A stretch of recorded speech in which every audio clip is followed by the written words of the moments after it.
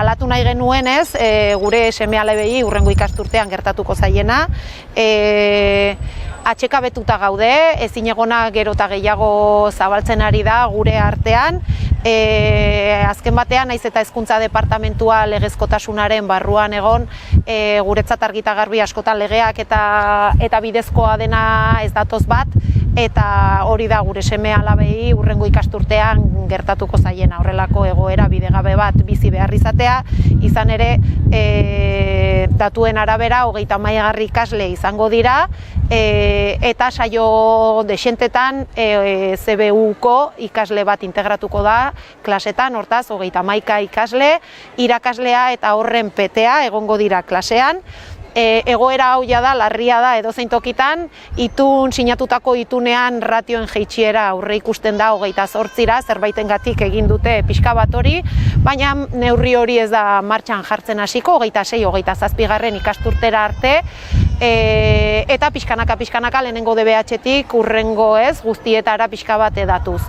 Hortaz, zaigu egoera hori tokatuko, eta iruditzen zaigu egoera hau oso larria dela edozein tokitan, baina are behar bada larriago gurea bezalako eskola batean, Atakondoako eskolan, eraikin berezia da, egitura ez, berezia duena eta klaseak inolaz ere ez daude prestatuta hainbeste ikasle barruan sartzeko.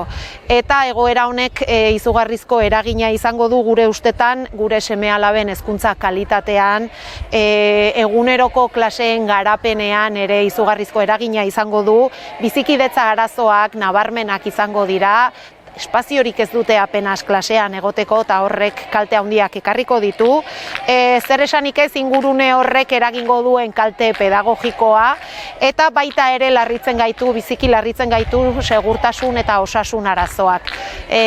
Neguan eta ohikoak diren gaixotasun horiek hainbeste ikasleekin erraz barraiatuko direla iruditzen zaigu eta gainera larrialdi egoera batean ebakuazio bat egin ahal izateko gure seme-alabek segurtasunez eta azkartasunez ezin izango lukete horrelakorik egin. Oso garbi ikusten dugu azken batean hezkuntza departamentuak zenbakiak, kopuruak, metro karratuak ikusten dituela besterik ez, baina honen atzean guretzat gure seme-alabak daude, beraien etorkizuna eta beraien ongizatea, eta iruditzen zaigu hezkuntza irizpide ekonomikoetatik ez, egon beharko lukeela eta hau guztian kontutan hartu behar dela. Hortaz eskatzen dugu, exigitzen dugu hezkuntza departamentuak mesedez bikoizketak egin ditzan, egoera hau guztia kontutan har dezaten eta klaseak bikoiztu ditzatela.